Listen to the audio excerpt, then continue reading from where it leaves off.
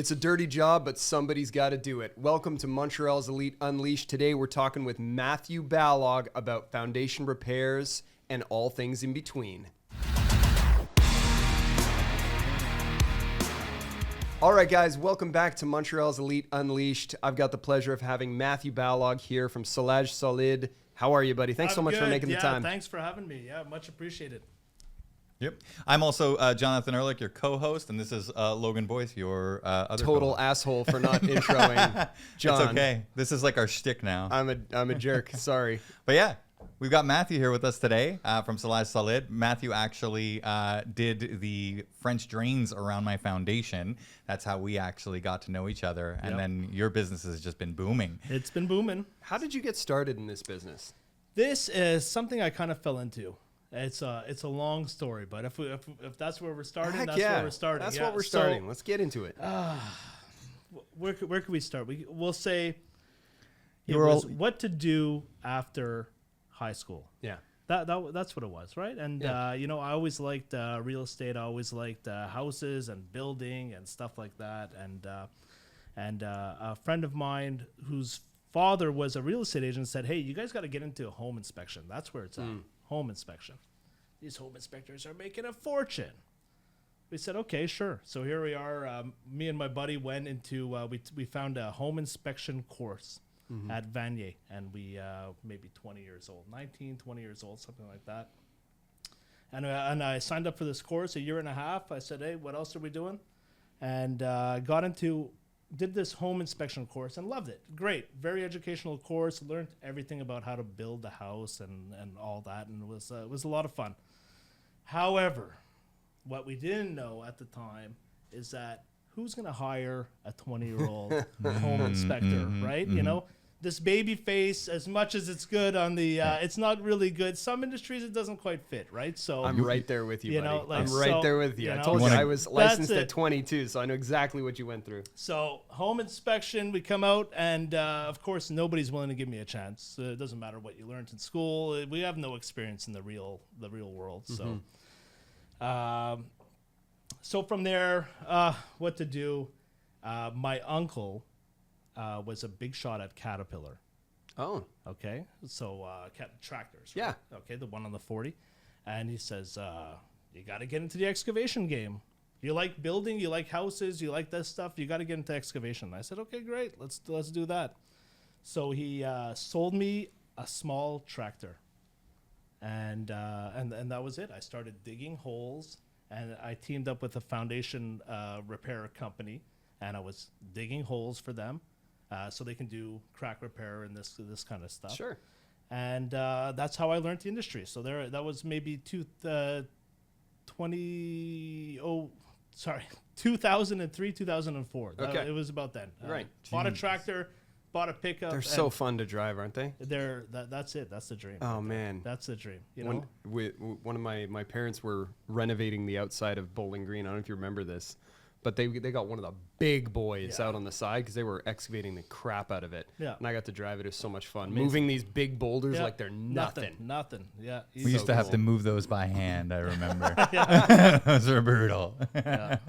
I love that every time someone told you to do something, you were just like, yeah, you know what? Whatever. Hey, I guess I'm going to do it. What am I doing? I don't know what I want to do. That's it. You know, that's why, anyway, we can get into other conversations, but it's tough when you're that age. That's such a tough age, I find. 18, 19, you don't know what you're going to do when you're looking, and it's like, now's the time. You got to be an adult. You got to do something. So, of course, at that time, I was taking any advice I can get from people that I thought were successful and who were successful, actually. But so that's why. Any advice, and I said, let's do it.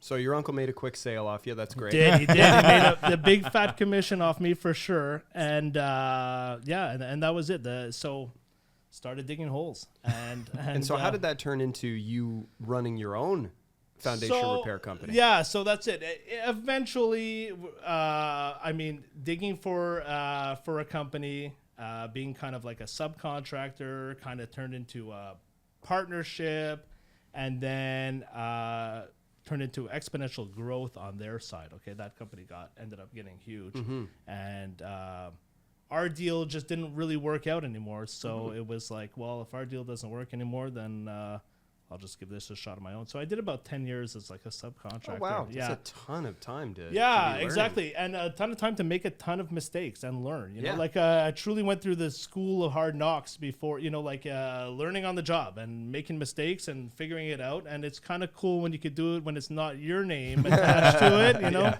that's helpful. Yeah, so. You also learn the business side of it too. Of course, while yes, that's it. Yeah, you get to learn the business, the no fun stuff, which is what I like to call the in the office, the paperwork, the bookkeeping, the taxes. In my flipping business, me and my business partner Bruce, we have this saying that we said the best lessons are the most expensive ones. Well, that's it. So I got to ask you, what's been the biggest mistake that you've made, and how expensive was that mistake? Okay, good question.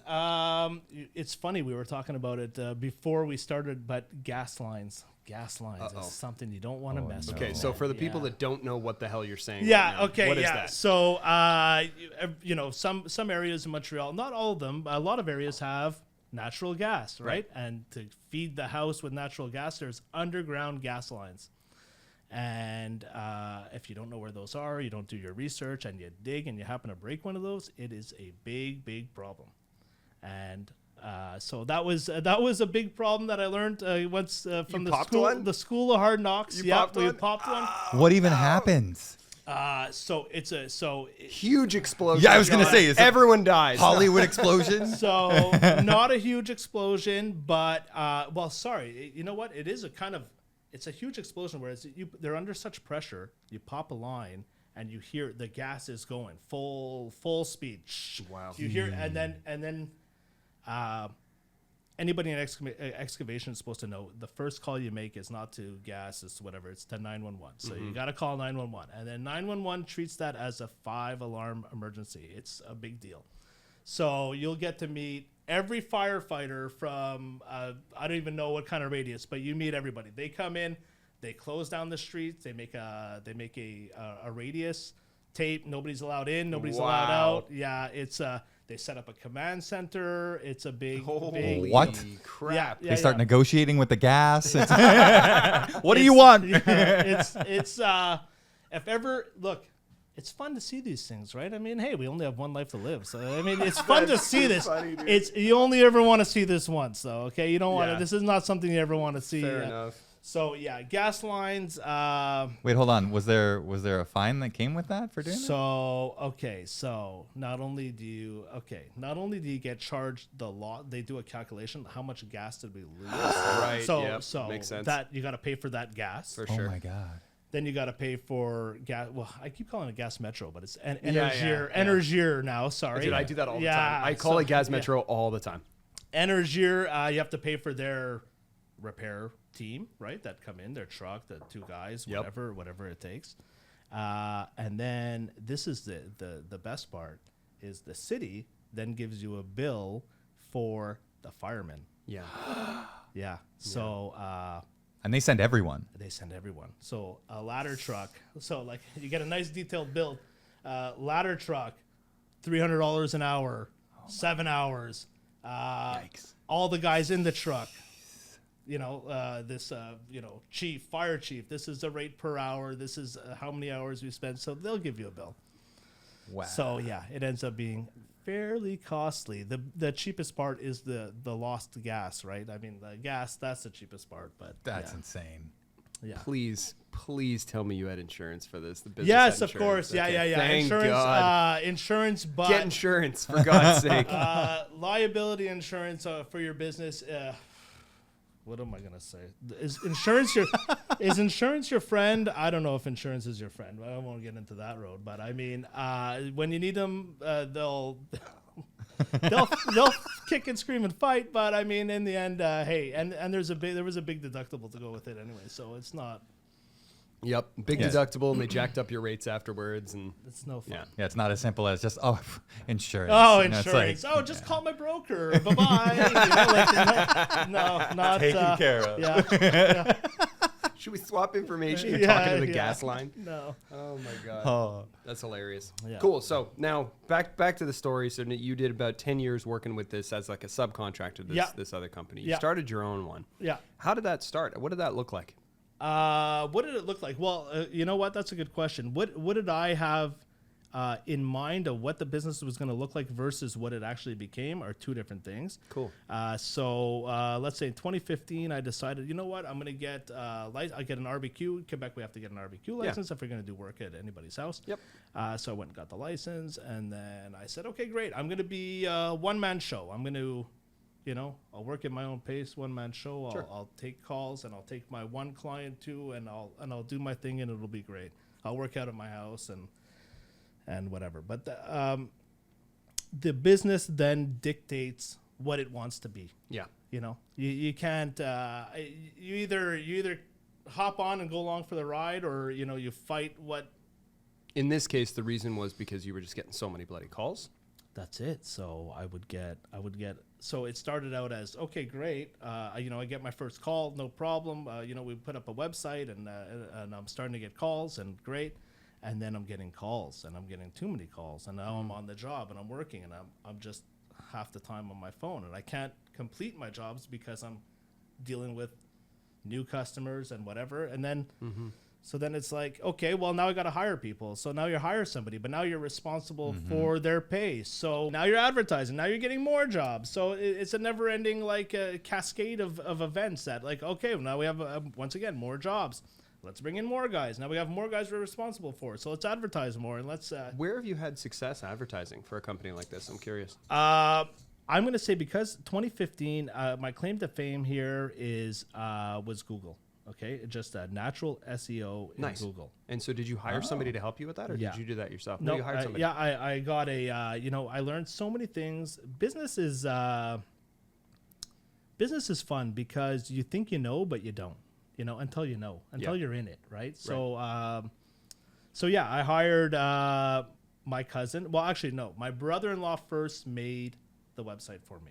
Hey, you need a website. I'm like, what's a website? What do we need a website? I don't know. Yeah. So he made me a website on, I think it was called Squarespace, one of those free website builders, whatever. Yeah. And then when it went live, it was working. Right away. There wasn't, I'm getting calls. So where are you getting my number from? Oh, the website. Okay, great. Hell yeah. And then I spoke to my cousin who's a website builder. Yeah. So I said, and he says, oh, what you did on Square is garbage. I'm going to make you a website. And he did. He made a website. And this was a website. Now we're top natural SEO, top of the charts, In 2015, I'm going to say my competition didn't really make it to the internet yet. Like my local West Island guys. I know who you're referring to. And they barely made it now to the internet. Yeah. So it was amazing, right? So I'm getting all these calls, and now I'm growing, and now it's getting big. So that's it. That's where my success in marketing. Now we're doing different things with marketing, of course, like sponsoring events. We're sponsoring a golf tournament. I sponsor my kids' school events. I sponsor the baseball teams. I try to focus more on community stuff. Yeah. I try not to run on my ego. If that makes sense, you know what I mean? Like sure. I can't assume that everybody knows who I am. So so you can't forget the core, the internet stuff, the SEO. That's always going to be number one. Google AdWords. Do you do the flyers too? I know a lot of the companies send out the flyers to the area. Yeah, so we do door hangers, flyers. We did a lot of that this year. We thought we'd try. Cool. I'd met a guy who was doing door hangers. So. Yeah, because I think of like landscaping and irrigation, like those types of companies. They send those out. I've like noticed crazy. over the last 5-7 years, landscaping companies have been putting those things in they almost look like plastic or paper, like little teeny signs. The lawn signs, for sure. So signs. we do the lawn signs too, of course. No, so when we do jobs, we put up lawn signs, which is so cool because where the hell was I driving? I was driving somewhere in Pierrefonds, and I think I saw 3 of your signs. Yeah, oh yeah, cool, amazing. I was like, bruh, this dude is everywhere. Yeah. And it's really really cool to see. I don't know when people started clicking that was a good idea to do. Well, also people leave those things forever. They do. They really do. Like, how long am I supposed to leave this for? They don't know. Yeah, well, and so I recently a customer's like, hey, you want to take your sign? I'm like, well, not really. If you want to keep it, he's like, I'll keep it for as long as you want. I said, great. That so is so cool. So I say, leave it there until you get sick of it. When you're sick of it, either give me a call if I'm around. I'll pick it up or shoot it out. Whatever. That's amazing. How long's it been? It's still 6 there. years. That one's still there in Point Claire. That's awesome, man. Yeah. That's awesome. Yeah, it was weird because a long time landscaping companies weren't doing that. No. Like No. nobody was doing that. Yeah. So people would be like, wow, this is a great front yard, but you have no idea who was there working on That's it and it. whatever. And Yeah. that's like the best. I think that's the best advertising that you Yeah. could possibly have is, Just being on site. Yeah. Is the guys there, and then when it's a show, if it's you got tractors, what's Yeah. going on? Oh, the Yeah. neighbors are coming Of out course. asking questions. So now you put up a sign like you don't Yeah. have They to know bug who us it every was. 5 minutes, or you don't have to be. So we've had customers like hopping into like a hole. We're doing a French drain, like, hey guys, and I'm like, whoa, you are gonna fall in the hole. Stand back, please. And it's just like, oh, can I get your number? Yeah, we could have done, like, just wait until. Yeah, insurance. Yeah, it's Matt again. Yeah, exactly. Yeah, just Yeah, call another me. one. Another one's down. Yeah. it's only a light concussion. It's fine. That's funny, man. So, all right. So then obviously all this advertising that you're doing just caused more and more expansion. So Yeah. what does the business look like right now? Like how many foundations are you going to do in a season? Uh, Because obviously it stops, right? It's a cyclical business. It needs to stop at some point that's because the it. ground freezes. So that's it. Weather, it plays a huge factor in what we do. Unfortunately, we're a slave to the rain and the sun. Yeah. Snow, of course. So our season starts in, let's say, April ideally, and then it'll run till end of November. Oh, really? December. It's been crazy. I don't know what's been going on these years, but the weather, like we've had last year I think we had a green Christmas, right? So Yeah, it was like, last year's so, winter was so mild. So we'll go as far as we can go. Really. Right. The guys want to work, and as long as we dress warm, we're okay. Most of our products we use are good to. They have temperature limits, so as long as it's around 0, not colder than -5, we're okay to use most of our products. And, Right. And if not, we'll shelter or we'll heat whatever as we need. So do you have like a number for how many foundations you typically? Yeah, do, sorry. or- Back to the question. It's a tough call because we got different crews that do different things. So if we're talking about just crack repair, we average about in a week, let's say 25 cracks Holy shit. Okay. in a week. Yeah. So our season's about 32 weeks. And every house tends to have a crack. Because I know a lot of people get scared about that. That's so. it. Yeah. Yeah, this is a hilarious question, but I think it needs to be asked just because it is, especially coming from the real estate point of view. Yeah.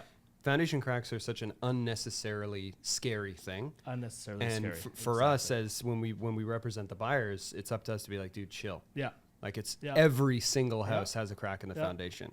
Where are they predominantly? Where do you see them predominantly? Not by location, but like location around the house. Yeah. And then an average crack is going to cost X amount. So Obviously, like barring the crazy ones that are deviating, just normal cracks in the that's foundation. it. Normal foundation. Okay, we have to. There are two types of cracks. Whereas one that could actually mean big structural problems, but those are very rare. When we're Right. talking about single-family residential homes, we're talking about a standard shrinkage crack that's probably been there since the conception of the foundation. Yeah. Okay, it's been there for a long time. Concrete has a great characteristic. I can always guarantee you, concrete will crack. Yeah. So it's very typical to find a foundation crack, at least one. And number one spot you're going to find them is anywhere where there's a weakness in the foundation. So that means like a window, okay? Yep. A window, because it's a cutout in the foundation. Well, not necessarily a cutout, but I mean it's a weakness in the foundation because there's an opening there. Right. So that's where we're going to find a crack. That's the number one spot we find cracks. Look at the corners of your windows, the base, and it's not necessarily the cracks that I see above the windows that bother me. It's anything below the window, right? So usually it'll go above, you'll have the window, and then below. Yeah. And those cracks, we want to repair them because of we want to make sure there's no water infiltration in the basement, right? Sure. That's our number one problem course. with foundation cracks is water infiltration. And so we want to seal them up. You want to stop water infiltration. You want to stop humidity. You want to stop bugs. Bugs is a big one. Yeah. Right? I mean, we do crack repair because, we have no water or humidity, but we have an ant infestation. So that's another reason why we're repairing cracks. Interesting. I didn't know Yeah. about the bugs. And Yeah. so the fill that you guys are using, is like Yeah. epoxy based? So we do, depending on the crack and what our objective is, but the majority of the time we're going to use polyurethane. Right. Okay. So polyurethane is more, it's in the polyurethane family of like spray foams, stuff like that. It's more of a foam, but it becomes a rigid yet flexible foam. Yeah. Okay, so we'll seal the crack and it stays a little flexible, and then that way, if there's ever future movement, because now that crack is there's future movement, it'll stay sealed. Awesome. Yeah, so that's what we want to do, seal. And then usually we're going to do the repair from the exterior, because the polyurethane, as much as it's a great product, on its own, it does have its limitations. So when we're going to do a crack repair, we're going to do it from the exterior usually. So we'll dig, we'll access the whole crack, crack that goes down to the footing. So we'll dig it down to the footing. And when I'm talking about dig, I'm talking about just a hole enough for somebody to get in there. Yeah, heck yeah. To see the crack. 3 feet by 3 feet away from the 3 feet away from the foundation, 3 feet wide. Enough to see the crack, and then we'll do the polyurethane injection. We'll apply waterproofing membranes. Oh, sweet. So those waterproofing membranes are really what guarantees you'll never have an issue with the Amazing. crack again. Yeah. And that's 15 years it's guaranteed for? Yeah, we offer a 15-year guarantee. That's with, incredible. With a crack repair, yeah. And I mean, 15 years, it's a number that we came up with because it's not crazy.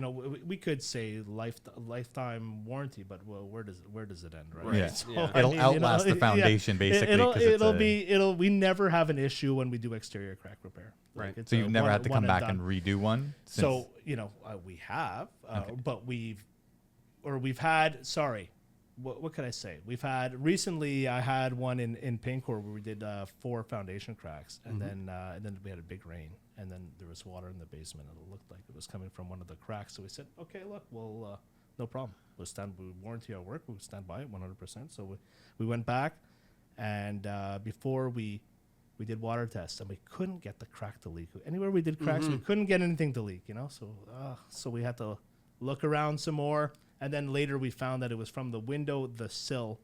There was like one of those brick windowsills, and it was all coming in from there. And the way it was falling was coming. It looked like it was coming from there. It looked like it was coming from there. So, yeah. So, I mean, do we get callbacks?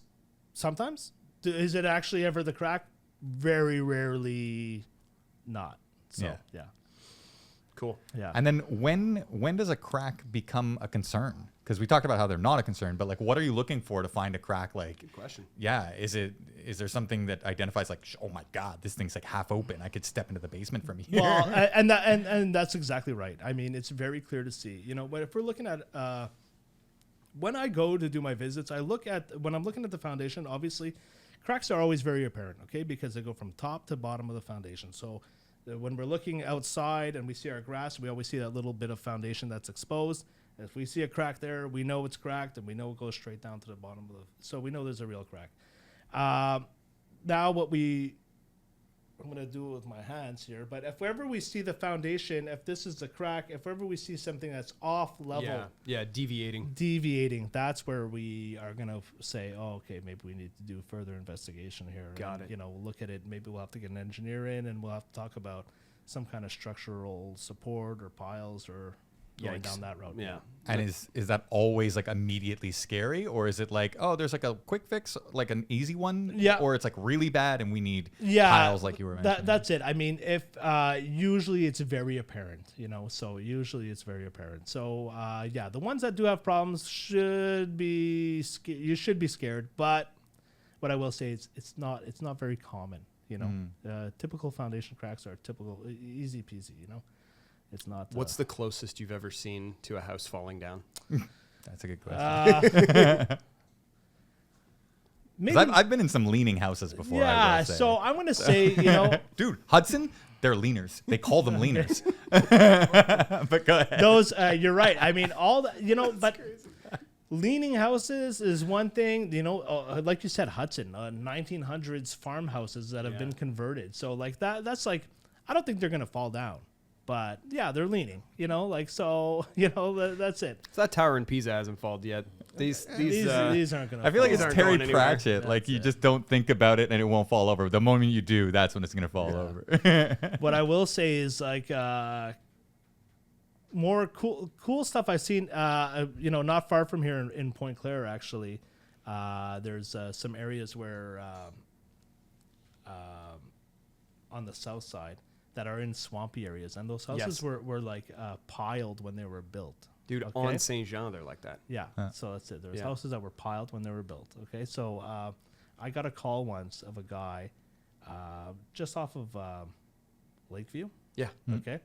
And he says, you got to come over here. I don't know what's happening. The house is floating. And I'm like, what do you mean? Okay, let's go check this out. So we get into it. He shows me in the basement, and he broke a section of his floor to change some plumbing for his bathroom. Okay. And that section of floor, he broke the concrete, and it like fell. And there's like a cave under the house. What? Yeah. So I'm like, what is going on here? We were able to hop in that hole. Okay. And maybe now if you picture up in the basement, and I hopped in a hole in the basement, and I'm in a dark cave, and I'm looking up at the concrete slab, like it's floating. Fully under the house. What? Under the house, yeah. So I'm What? like, what is going on here, right? So I First of all, the balls on you for getting in that thing. I would have been like, hell no. First, I mean, look, it was I'm for the story. I'm kind of, but I mean, yeah, it did take some time to get the nerve to get, but sticking your head in and looking and trying to figure out. Okay, so we'll hop in this hole, and I'm looking, and I got the flashlight, but the flashlight, it's so dark in there. It's like I don't see the end. Like, it's just blackness. What? And then I'm like, what is going on? And then I noticed columns. So I'm like, oh, the house is on piles. So what had happened was the house was built on piles. They poured the slab, they poured everything, but the ground continued to settle under it. Oh, my God. But the house is sturdy on piles, so it doesn't really matter. So, but it opened a giant void under the house. So is it bad? I don't know. The house is still standing. It's okay, right? So it's not bad. It's just you got a cave under your house. It's You got a bat cave, dude. Yeah, lean into that. Put some stairs down there. That's what I said. In the end, I was like, "This is the coolest thing I've ever seen." That's wild. Yeah, a couple of years ago in Point Claire that happened, and then recently, this year, I saw it again in Pierrefonds. No way. Yeah.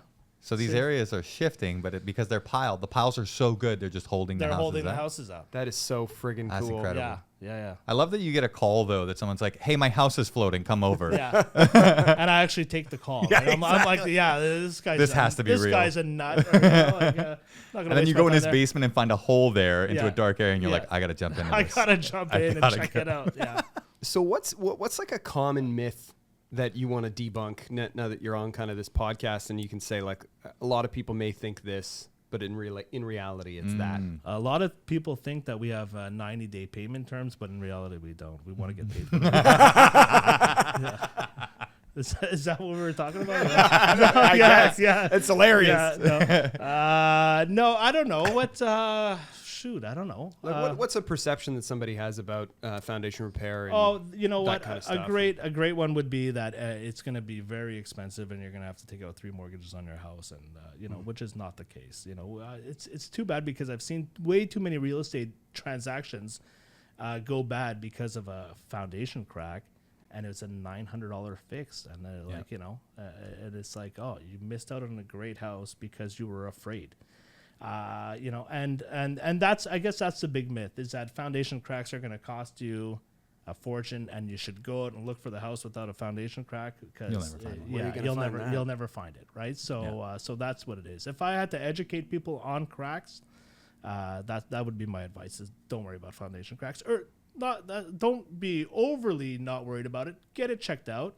And that's why we offer free estimates and free, you know what I mean? So I'll come by and I'll meet you and I'll take a look at your house and I'll tell you, oh, everything's good. Even if somebody were to buy a brand new home, how many years before the first foundation crack happens? That's it. I mean, they could be. I've seen cracks on foundations prior to the structure even going up.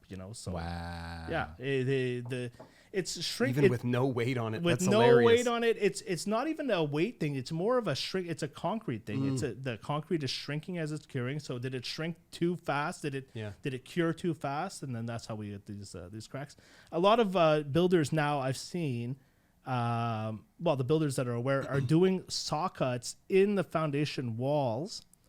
They're like blading it. Yeah, like where the windows are, they would cut and just do a little saw cut to try to control the crack in and then they membrane that area. So okay, the crack happened there. It's already membrane.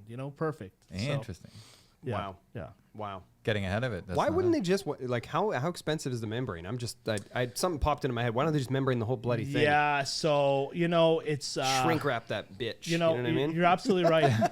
The problem is building code, okay, and builders work on such low margins. You know what I mean? Yeah. So they really don't want to do any extra costs. Stuff. You know what I mean? So that's really what it comes down to. Offer that, man. If I'm building a new house, I would taking that. I'd want that I'm too. taking that 100%. So it is something we do. We have cool membrane options that on new construction, the membranes that we install, the manufacturer will warranty it, not even us. So if you don't, you know what I mean? So if you don't believe into, the little local guy to give a long-term warranty, you can believe in, these big companies that produce membranes and they'll give, I've seen Delta will offer a 20-year waterproofing warranty on new construction. Actually, they're now moving to retrofit also. So that's something else. Delta company will or the Kinsella Dorkin company, anyway, will guarantee your job. Tremco is another membrane, a spray-on membrane that will guarantee your new construction build 20 years against water infiltration. That's cool. Jeez. Yeah, it's really cool, yeah. 20 is a good amount of time, too. Yeah, for sure. The foundation cracks are probably going to come within the first 5. 5 years, exactly. Yeah. And now the new home guarantee, I think they've even changed it. The builder is responsible for 3 years on the foundation. Okay. Oh, Yeah. okay. That's so short. It is. Oh, my God. But, So what's the future hold for you, Matthew? What are your goals now for the incoming few years? I don't know. To keep up to keep up business, to continue to grow and expand and offer a great service. That's something that it's always been the mission, and it's going to continue to be. We're gonna. That's awesome. I'm humbled enough to say I'm not planning on taking over the world and fixing every foundation, but I mean we'd like to. We definitely want to be the leaders in the Montreal area, West Island area for sure. Awesome, man. Yeah. That's great. And you just expanded, eh? We did a kind of collaboration with a concrete company. So we're working together now. So we get so I'm able to offer better pricing on concrete. I can just supply concrete. I can supply concrete and the finisher, or I can supply prep concrete finish. Well, anything to do with concrete. That's where we're at. That's awesome. Yeah, it's a lot of fun. You Yeah, got 2 customers right now. Yeah, there you go. Good. Yeah. We've already been talking about my driveway. Yeah, so. that's it. Yeah. Hell yeah, dude. That's awesome. Yeah, so we're doing big collaborations there in the world of concrete, and that we're moving. As far as we were talking about different services, and foundation crack repair is our number one for sure. Also, concrete, old concrete breaking, removing, replacing, or pouring new concrete is a big part of our business, and also entire house French drains. French drains and waterproofing, that's a big part of our business too. Yeah. Very cool. Very cool. Last question. Yeah. Probably the most fun. Yeah. You mentioned it's a kind of a seasonal business. Yeah. What do you do in the off season? Yeah. What do we do in the off season? What does Matt do for fun? That's it. That's what I want to know. It's what is the off season we were doing snow removal. We were in the snow removal game, try to keep the tractors going and stuff. Tractors going, trying to keep employees going and that stuff. But in recent years, we decided that to get out of that game, it's not. The amount of people I've heard doing that, getting out of that game, just because it's not tough. It's a tough world. So that's what we used to do for fun with snow removal. But yeah, so last couple of years we got out of that, and we've been focusing our attention on advertising and doing jobs that we can do in the wintertime and trying to get the guys going. You guys feel like you messed up now that global warming kind of took away winter? Yeah. That was just free money. You know, free money, dude. Last winter would have been winter, free, dude. I'll tell you what, I'm the one, you can thank me for not doing snow removal last winter, and that's why all the snow removal guys made money. Exactly. The first year we would actually made money in that game. Yeah. I swear to God, I think the tractor hit my house like 10 times last year. Yeah. Like max. It was crazy. Yeah. We never. Wild stuff. Yeah. Matt, thank you so much for taking the time. Thank you guys. Yeah, much today. appreciated. It was really great to get to know you and your business a little bit more. And thanks so much. Stay tuned for our next episode of Montreal's Elite Unleashed. Thanks so much for tuning in. We'll see you later.